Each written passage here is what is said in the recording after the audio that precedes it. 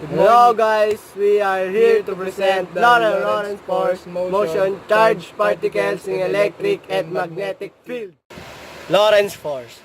This Lorentz force was first formulated by James Clerk Maxwell in 1865, then by Oliver Heaviside in 1889, and finally by Hendrik Lorentz in 1891.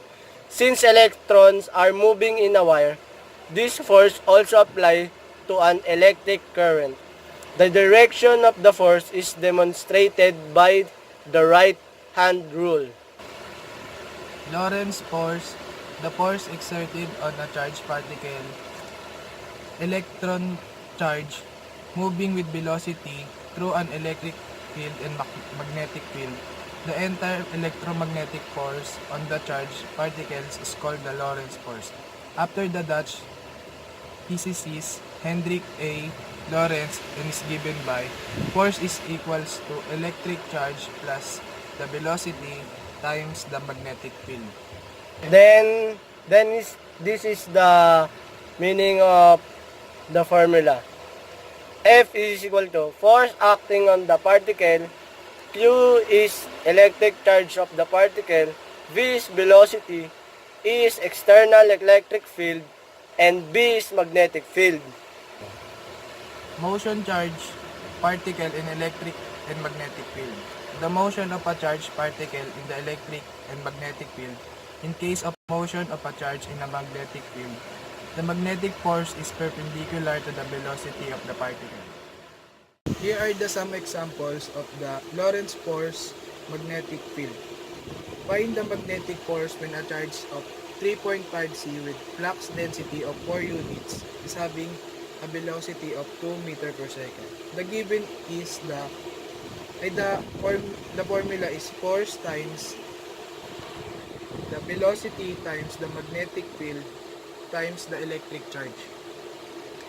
The electric charge given of 3.5 C and the velocity is 2 meter per second and the magnetic field is 4 units. The explanation of this, the magnetic force is given by this formula where the electric charge is 3.5 and the velocity is 2 meter per second and the magnetic field is 4 units. Ang gagawin lang ay ipagta-times ang velocity tapos magnetic field tapos ita-times sa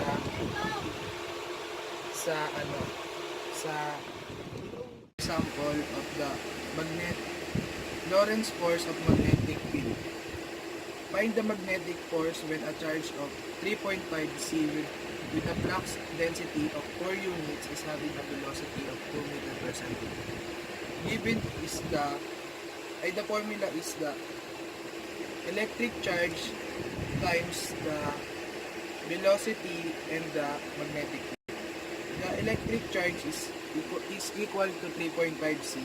The velocity is equals to 2 meter per second and the magnetic field is equals to 4 units.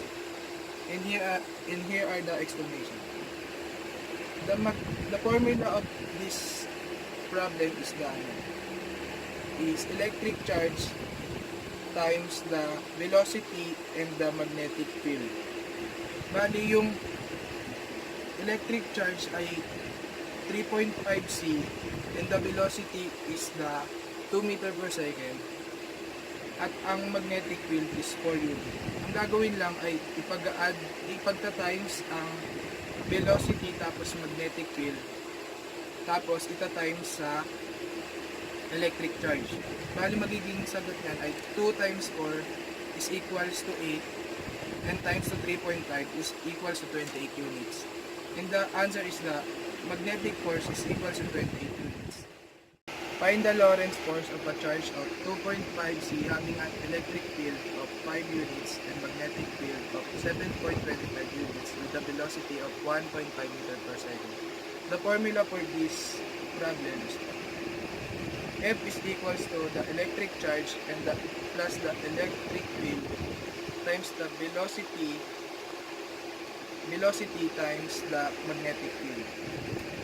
And here here are the given. Electric charge is equals to 2.5 and the electric field is equals to 5.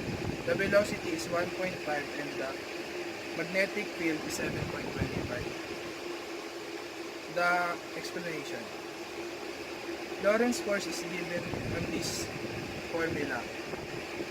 Ang gagawin lang dito ay ipag-add ang electric charge tapos ang electric field na 2.5 at 5. Tapos ita times ang velocity na 1.5 at ang magnetic field na 7.25. Bali ang magiging sagot niyan ay 39.68 units.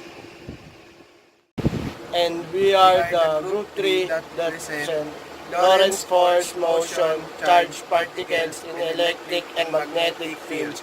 Thank you for watching, guys. See you soon.